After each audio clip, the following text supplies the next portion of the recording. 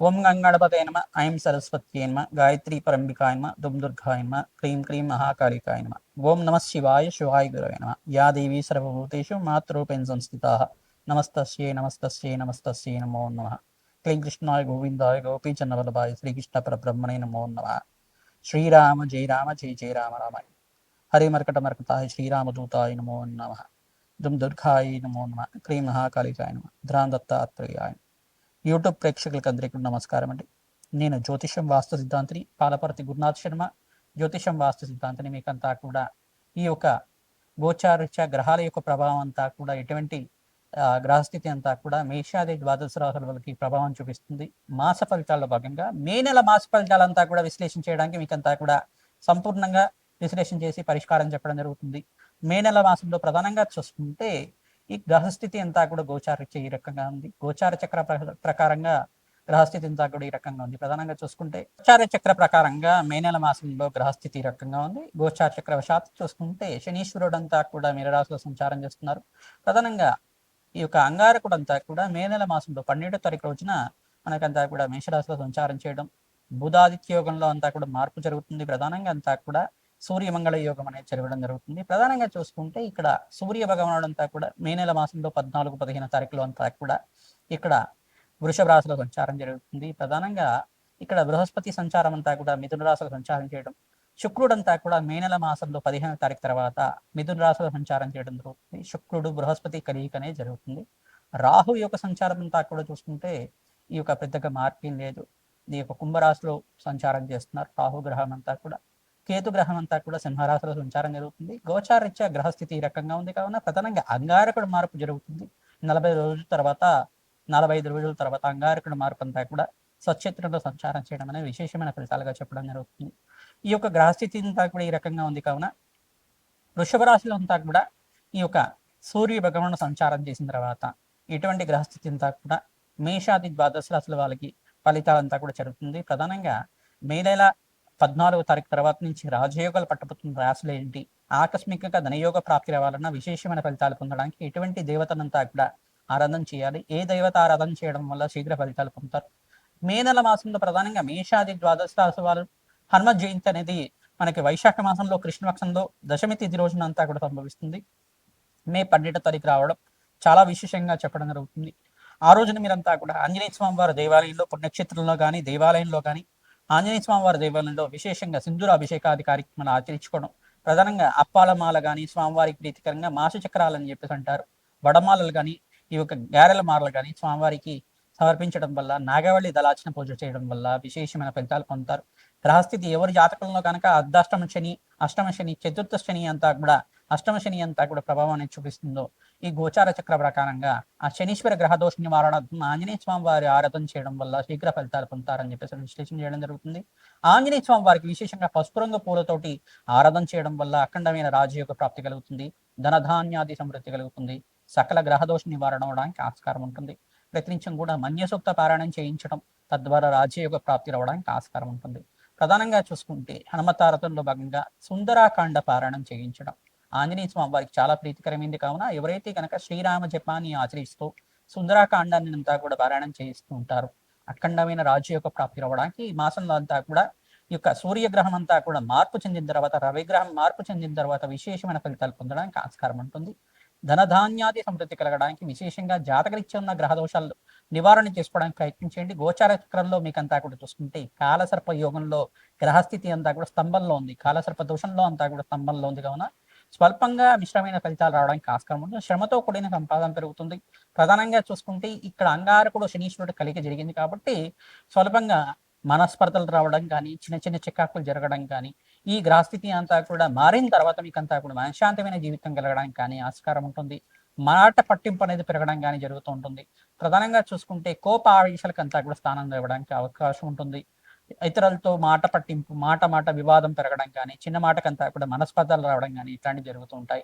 దీని నుంచి బయటపడడానికి ప్రయత్నించడం కూడా సుబ్రహ్మణ్య స్వామి వారి ఆరాధన చేయడం, ప్రధానంగా దానిమ పళ్ళని బ్రాహ్మణత్వం దానం చేయడం వల్ల విశేషమైన ఫలితాలు పొందుతారని చెప్పేసి మేషాది ద్వాదశ రాశుల వాళ్ళకి ఈ యొక్క మే నెల మాసంలో ఎటువంటి గ్రహస్థితి అంతా కూడా అనిపిస్తుంది, ఏ రోజుల్లో ఏ పరిష్కారం ఆచరించాలి, సంపూర్ణంగా విశ్లేషణ చేసుకొని ఏ దానాది కార్యక్రమాలు ఆచరించాలి, ఏ దేవతను అంతా కూడా పూజిస్తే కనుక విశేషమైన పుణ్య ఫలితాలు పొందుతారు.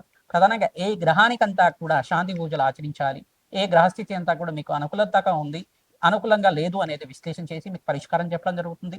వీడియో అంతా కూడా చూడండి, సంపూర్ణంగా మీకు విశ్లేషణ చేసి పరిష్కారం చెప్తాం. ఈ పరిష్కారాన్ని ఆచరిస్తే కనుక ఖచ్చితంగా మీకు ఆకస్మికంగా ధనయోగ ప్రాప్తి రావడానికి ఆస్కారం ఉంటుంది. శ్రీమాత్రే నమః. వృషభ రాశి జాతకులకి మే నెల మాసంలో గ్రహస్థితి ఏ రకంగా అనుకూలిస్తుందో విశ్లేషణ చేయడం జరుగుతుంది. రాశిలో సూర్యభగవానుడు మే నెల 14వ తారీఖు తర్వాత మార్పు చెందడం అనేది రాజయోగ ప్రాప్తి కలుగుతుంది. ఈ యొక్క 15వ తారీఖు తర్వాత శుక్రుడంతా కూడా సంచారం చేయడం, రాశిలో ప్రధానంగా చూసుకుంటే ధనస్థానంలో బృహస్పతి పాటు కలుగుతూ ఉండడం అనేది రాజయోగ ప్రాప్తిని ఇస్తుంది. ప్రధానంగా మీకంతా కూడా గ్రహస్థితి అనుకూలంగా ఉండడానికి ఆస్కారం ఉంటుంది. మిత్రగ్రహంతో పాటు మిత్రస్థానంలో అంతా కూడా యోగకరంగా ఉండడం, ప్రధానంగా శుక్రుడు బృహస్పతి కలయిక వల్ల రాజయోగ ప్రాప్తి రావడానికి ఆస్కారం ఉంటుంది. శ్రమతో కూడిన సంపాదన పెరుగుతుంది. చిన్న చిన్న మనస్పర్ధలు కానీ ఆర్థిక ఇబ్బంది నుంచి బయటపడడానికి ప్రణాళిక వేసుకుంటూ ఉంటారు. ప్రధానంగా పెద్దల ఆశీర్వాదం వల్ల, స్నేహితుల యొక్క సహాయ సహకారాల వల్ల, బంధువుల యొక్క సహాయ సహకారాల వల్ల మీకంతా కూడా లాభాలు గణించడానికి ఆస్కారం ఉంటుంది. దూర ప్రయాణంలో మీకంతా కూడా చూసుకుంటే దూర ప్రయాణంలో మీకంతా కూడా లాభాలు గణించడానికి, నూతన కాంట్రాక్ట్స్ లభించడం కానీ ఆస్కారం ఉంటుంది. విదేశీయానం కోసం ప్రయత్నం చేసుకున్న వారికి విదేశంలో స్థిరత్వం లభించడం కానీ, ఉద్యోగ ప్రాప్తి లభించడం కానీ జరుగుతూ ఉంటుంది.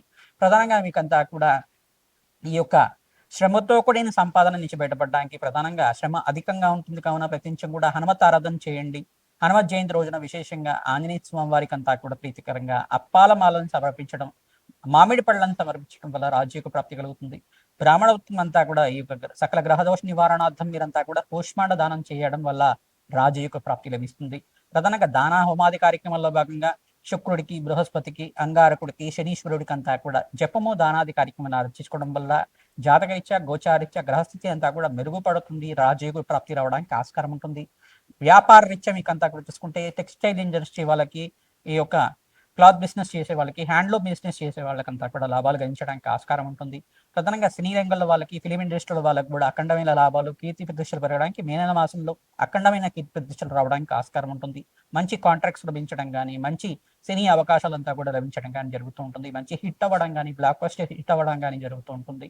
ప్రధానంగా చూసుకుంటే ఐటీ రంగంలో వాళ్ళకి, ఏ రంగంలో వాళ్ళకి కానీ మీకంతా కూడా రాజయోగ ప్రాప్తి రావడానికి ఆస్కారం ఉంటుంది. మంచి కాంట్రాక్ట్స్ అంతా కూడా, మంచి ఆఫర్స్ అనేది రావడం కానీ, విదేశంలో స్థిరత్వం రావడం కానీ, విదేశంలో నూతన వ్యాపారంలో పెట్టుబడి పెట్టుకోవడం, స్టార్టప్ కంపెనీలకు అంతా కూడా మంచి అవకాశాలు సిద్ధించడం కానీ జరుగుతూ ఉంటుంది. తద్వారా మీరంతా కూడా ప్రతినిత్యం కూడా వెంకటేశ్వర స్వామి వారికి తులసి మారంతో పంపించడం వల్ల రాజయోగ ప్రాప్తి కలుగుతుంది. మహాలక్ష్మీదేవి కనకదార స్తోత్రాన్ని అంతా కూడా పఠించుకోవడం వల్ల రాజయోగ ప్రాప్తి రావడానికి ఆస్కారం ఉంటుంది. మల్లెపూలతో మహాలక్ష్మీదేవిని అర్చించడం వల్ల రాజయోగ ప్రాప్తి రావడానికి ఆస్కారం ఉంటుంది. తామర పూలతోటి, తులసి దళాలతోటి మరియు సంపెంగ పూలతోటి మహాలక్ష్మీదేవిని అంతా కూడా అర్చించడం వల్ల రాజయోగ ప్రాప్తి రావడానికి ఆస్కారం ఉంటుంది. ధనధాన్యాది సమృద్ధి కలగడానికి ఆస్కారం ఉంటుంది. ప్రతినిత్యం కూడా మహాలక్ష్మీదేవికి తులసి మాలను సమర్పించడం వల్ల అఖండ ఈశ్వరీయ సంపదలంతా కూడా మీకు లభిస్తాయని చెప్పేసి చెప్పుకోవడం జరుగుతుంది. గూడన్న ప్రీస మానసైనమా దధ్యాన్నం అంతా కూడా ప్రధానంగా చూసుకుంటే బెల్లం పరవణాన్ని నైవేద్యం చేయడం, మరి ప్రధానంగా పెరగన్నం అంతా కూడా అమ్మవారికి నివేదన చేయడం వల్ల అక్కడ రాజయోగ ప్రాప్తి కలుగుతుంది. మీరంతా కూడా ప్రతినిత్యం కూడా దేవతార్చన చేయండి, ఆవునితో దీపారాధన చేయండి, రావి చెట్టు, వేప చెట్టు దగ్గర మీరంతా కూడా అఖండ దీపారాధన చేయడం, ఖడ్గమాల స్తోత్రాన్ని పఠించుకోవడం, మహాలక్ష్మీదేవి సహస్రనామాన్ని పఠించుకోవడం వల్ల అఖండ ఐశ్వర్య సంపదనంతా కూడా సిద్ధించడానికి ఆస్కారం ఉంటుంది. హనుమతే శ్రీరామదూతాయ నమః.